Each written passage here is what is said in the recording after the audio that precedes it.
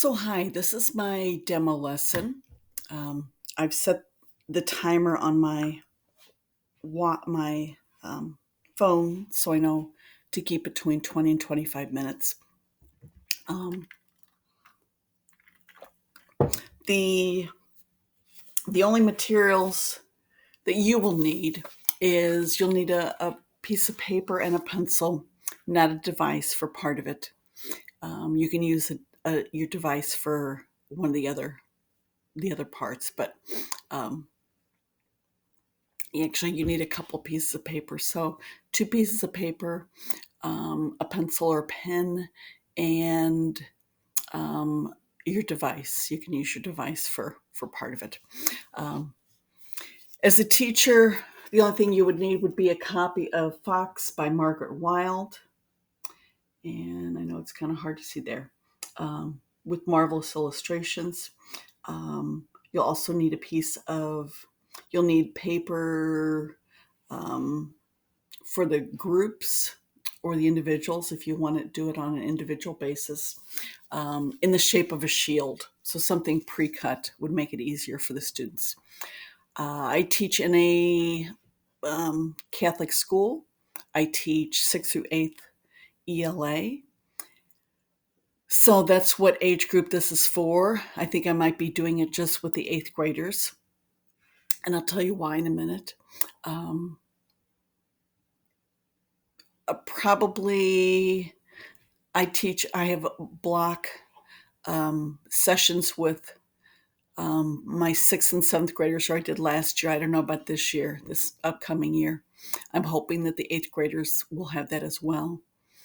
So I would think that it would take probably a couple of 45-minute periods, and it's a community building thing. So it would be something that I do at the beginning of the year. Um, the reason why I'm doing it is the 8th grade, the upcoming 8th grade group is um, they get along really well, but there is um, some, it's hard to explain, some tension between a couple of sets of parents because of something that happened a couple of years ago. And so one set of parents is um, not very accepting of one of the students who has some special needs, and it comes through really clearly. And the student of that, the student of those parents that aren't getting along, was virtual all year, while the rest of the class was in person. So I want to do some community building, so they all get along, and support each other better. There's students who get along well with each other, but they kind of egg each other on um, in negative ways, and then kind of delight in the results. So um, I'm trying to build some community, and we'll probably be in tables, which I'm looking forward to after being in desk all year last year. So um, I'm planning to do this in groups of 4, so that each table can kind of build a sense of community. And I'll tell you what I kind of envision at the end of the lesson. Um, so you need a piece of paper or pencil, a piece of paper and a pencil or pen to begin with. Um, and I'd like you to take a couple minutes, just a minute, I think. Think of something that you're really passionate about, and write about it. The only catch is you're going to write it using your non-dominant hand. So if you're left-handed, write with your right hand. If you're right-handed, write it with your left hand. Um, and I'm just going to give you a minute just to write about something that you're really passionate about. So just a short little taste of what it's like. Go ahead and begin.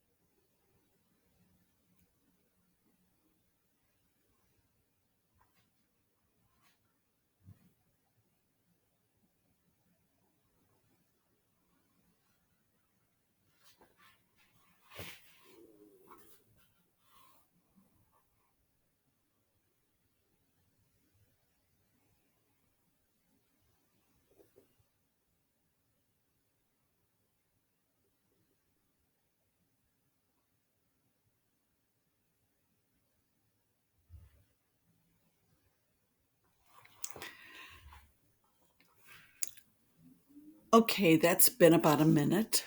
Um, I would, it's incredibly difficult. You really have to think about when you're using your non-dominant hand. Um, the the illustrator for this book, and I'll try to show you. Um, the illustrator of this book. That's not a good page to use. The illustrator of this book actually used their non-dominant hand to do all the text. And they did that because they wanted to have the reader slow down to read the text, and they wanted the reader to feel Magpie's discomfort and her pain and her confusion. And you'll meet Magpie in just a moment. Um, I would tell the students that and tell the students that, during the year, there's going to be times where we're going to have to slow down and think, um, and really do things more deliberately. And so this is kind of a reminder, and we'll be able to go back to this moment and say, remember when we read Wild, or remember when we read Margaret Wild's Fox. And um, so So what I'm going to do is read aloud the book. It doesn't take very long. It's really a gorgeous book. Um, and then we're going to do a couple of writing things. Through the charred forest, over hot ash, runs Dog with a bird clamped in his big, gentle mouth. He takes her to his cave above the river, and there he tries to tend her burnt wing. But Magpie does not want his help. I will never again be able to fly, she whispers. I know, says Dog.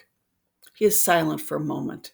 Then he says, I am blind in one eye, but life is still good. An eye is nothing, says Magpie. How would you feel if you couldn't run? Dog does not answer. Magpie drags her body into the shadow of the rocks until she feels herself melting into blackness. Days, perhaps a week later, she wakes with a rush of grief. Dog is waiting. He persuades her to go with him to the riverbank. Hop on my back, he says. Look into the water and tell me what you see. Sighing, Maggie does as he asks. Reflected in the water are clouds and sky and trees, and something else. I see a strange new creature, she says. That is us, says Dog. Now hold on tight. With Magpie clinging to his back, he races through the scrub, past the stringy barks, past the clumps of yellow box trees, and into blueness. He runs so swiftly it is almost as if he were flying. Magpie feels the wind streaming through her feathers, and she rejoices. Fly, Dog, fly! I will be your missing eye, and you will be my wings. And so Dog runs with Magpie on his back every day, through summer, through winter. After the rains, when saplings are springing up everywhere, a fox comes into the bush. Fox with his haunted eyes and rich red coat. He flickers through the trees like a tongue of fire, and Magpie trembles. But Dog says, welcome. We can offer you food and shelter. Thank you, says Fox. I saw you running this morning. You looked extraordinary. Dog beams, but Magpie shrinks away. She can feel Fox staring at her burnt wing. In the evenings, when the air is creamy with blossom, Dog and Magpie relax at the mouth of the cave, enjoying each other's company. Now and again, Fox joins in the conversation, but Magpie can feel him watching, always watching her. And at night, his smell seems to fill the cave, a smell of rage and envy and loneliness. Magpie tries to warn Dog about Fox. He belongs nowhere, she says. He loves no one. But Dog says, he's all right. Let him be. That night, when Dog is asleep, Fox whispers to Magpie, I can run faster than Dog, faster than the wind. Leave Dog and come with me. Magpie says, I will never leave Dog. I am his missing eye, and he is my wings.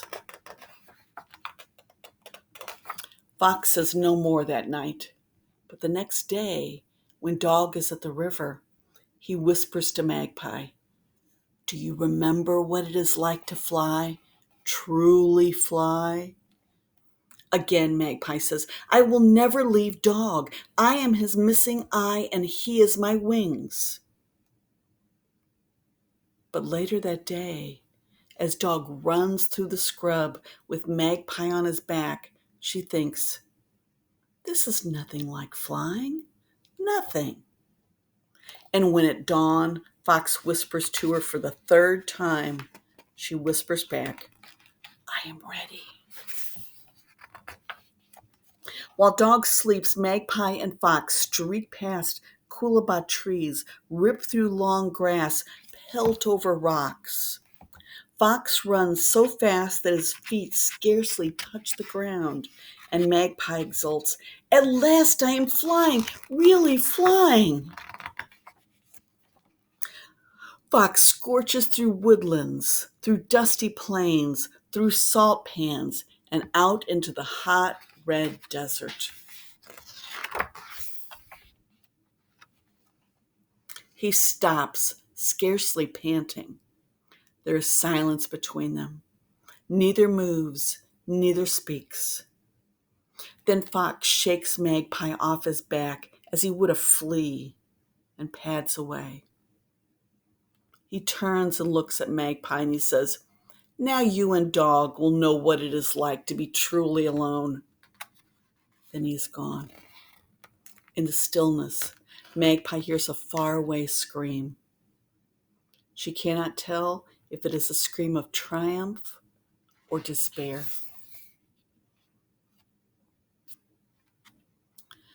Magpie huddles, a scruff of feathers and adrift in heat.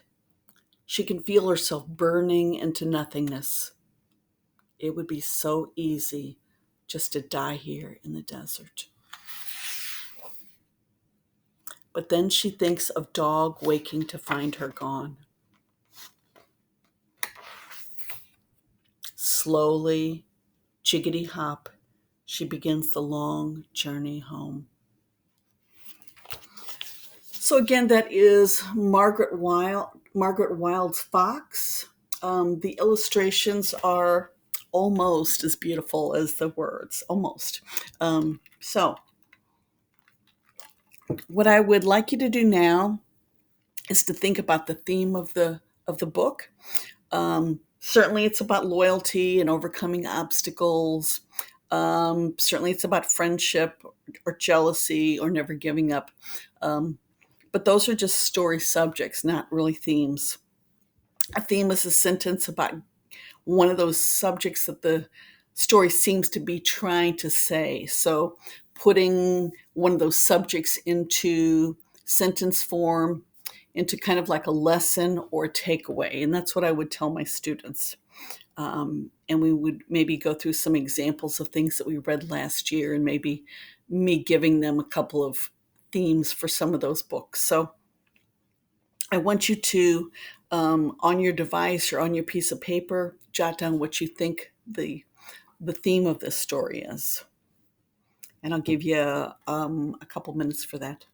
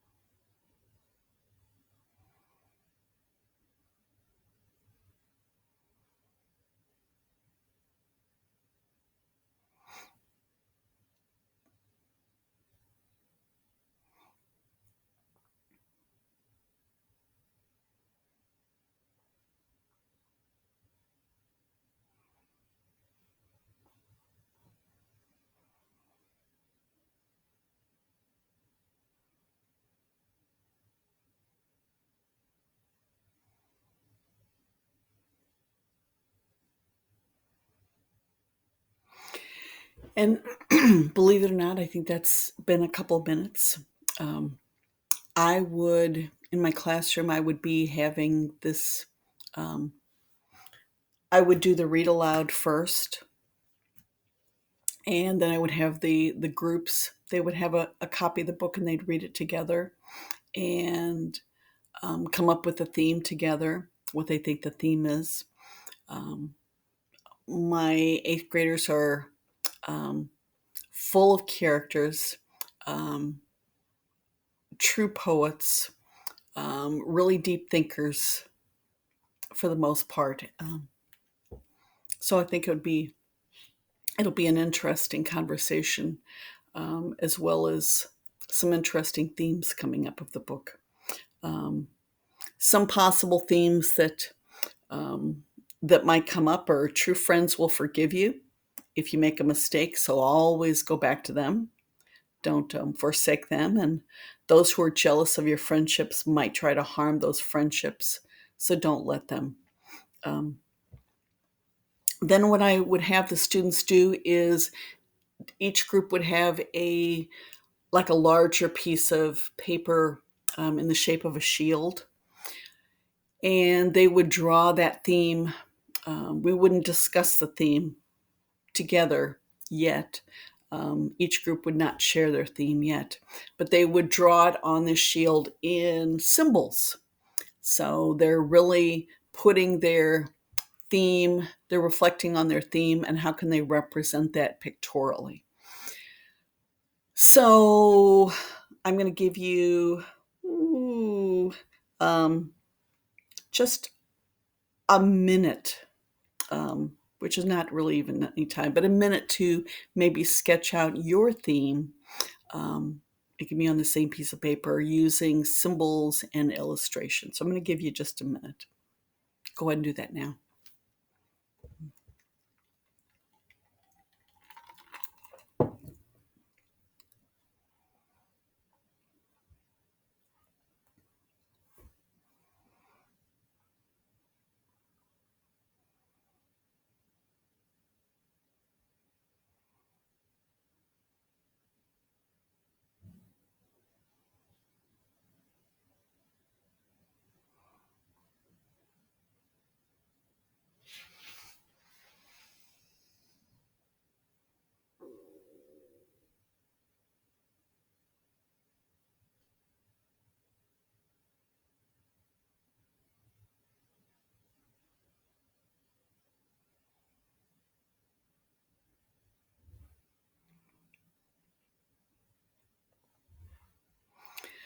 Okay, that's been a minute. I know that's not enough time to really get much done, but um, what I envision is once they finish their shields, they're going to share it with the other groups, um, and explain their explain their shield. And then I envision hanging them up, each shield above the table that it belongs to, like with fishing line, so that at some point during the year, if we need to refer to it, and maybe not say, hey, so and so's trying to hurt your um, friendship, but maybe pull students aside or maybe just make a general statement referring back to that particular lesson. So I imagine maybe on the back of the shield I would have a translation of the shield so that I could refer to it with the class, because it's a um, I think it could be pretty powerful. So I probably should have said at the beginning, um, but what kind of feedback I would like is, how could I amp this up? It's pretty bare bones. There's not much to it. How could I improve this? What sort of extension activities could I do that would um, make this even a stronger community building activity? So I think for my phone, it looks like I have 2 minutes. So I did about 23 minutes. Your um, demo lesson should be between 20 and 25. So if you're doing it live and you don't hear the signal, like you don't hear Tracy or me say, hey, time, you've got 5 more minutes, you need to keep talking because this should be at least 20 minutes long and no longer than 25. So, um, thank you for listening. And hopefully, I'll get some good feedback so I can use this lesson this year. It's a lesson I've never done. A TC did something with this book several years ago. So I was really intrigued and got 6 copies of the book. So, anyway, thanks for listening.